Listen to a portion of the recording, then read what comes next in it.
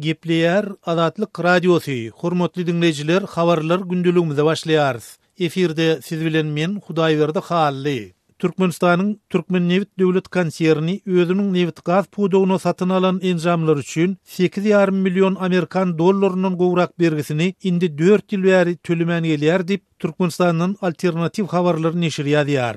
19 noýabrda bu neşir Türkmennewit döwlet konserniniň ýolbaşçylary tarapyndan uğradylyny gaýdylýan hatlaryň en çemesini çap etdi. Şol hatlarda degişli türkmen resmileri berginiň tölemeýändiginiň sebäplerini Türkmenistanyň iň uly kompaniýalarynyň birine pulun ýoklugy bilen düşündirýärler. Neşiriň maglumatyna görä 2013-nji ýylda Türkmennewit we Düýbi Kiprde ýerleşen HC International Ltd kompaniýalary Türkmenistanyň newit gaz skawajynalaryna, ýagny burow gurollarynyň gazy agtaryş we özleşdirme işlerini geçirmek üçin ýetlenen analitik laboratoriýalary we göçme kompleksi satyn almak barada şertnama gol goýupdyrlar. Türkmen şelifiniň aýratynlyklaryna laýyklykda müşterileriň talaplaryna görä kompleksin käbir bölekleri Russiýadan, Belarusdan we Amerikanyň Birleşik Ştatlaryndan getirilip tas el bilen denýaly ýygnaldy. Yerine ýetiriji kompaniýa buýurmany dol görnüşdi we belirlenen wagty möhletini berja etdi. Buýurmanydan tarap haritleri kabul edip 2014-nji ýylyň maýyna olary kabul edip almak baradaky akty gol goýdy we şol ýyl 674 000 Amerikan dollar möçberini pul serişdelerini töledi. Emma şondan bäri IC International Ltd kompaniýasyna başga pul uğradylmady diýip neşir öz maglumatyny belleýär. Aýdylşyna görä 2014-nji ýylyň awgust aýyna uğradylan hatda Türkmennewitiň şol döwürdäki başlygy Täçberdi Begjanow wagtlyň kynçylyklar sebäpli häzirki wagt Türkmennewit döwlet konserni emele gelen bergileri töläp bilmeýär diýär. Gurrun edilýän maliýa dawasyny çözmek üçin ýuridik wekil hökmünde ygtyýarlaşdyrylanyny aýdylýan CHS Debit Reskowy Solution adly halkara firmasynyň Türkmen tarapyna bergini bölekliğin tölemek teklip edenligi aýdylýar.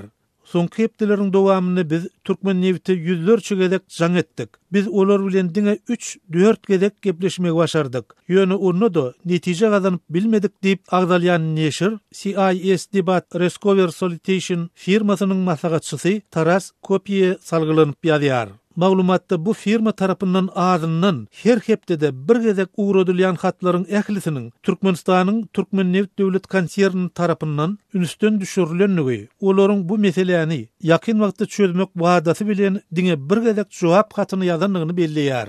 Türkmennewit döwlet konserni satyn alan haritler üçin ýakyn geljekde bölekliğin tölegleri amala aşyrmak üçin ähli tagallalary edýär diýip agdalýan konserniň täze başlygy Döwletgelli Hajiýew özüniň 2013-nji ýylyň oktyabr aýyna uğradan hatyny belleýär diýip Türkmenistanyň alternativ habarlary neşir ýazýar.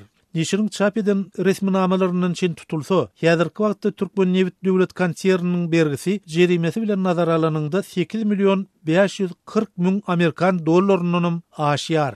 Taras Kopyeň Türkmenistanyň alternativ habarlary neşirine beren maglumatyny häzirki wagt bu firmanyň Türkmenistanyň ähli iş täzeliklerini üns bilen ýygyrlaýanlygyny aýdyp şeýle diýär.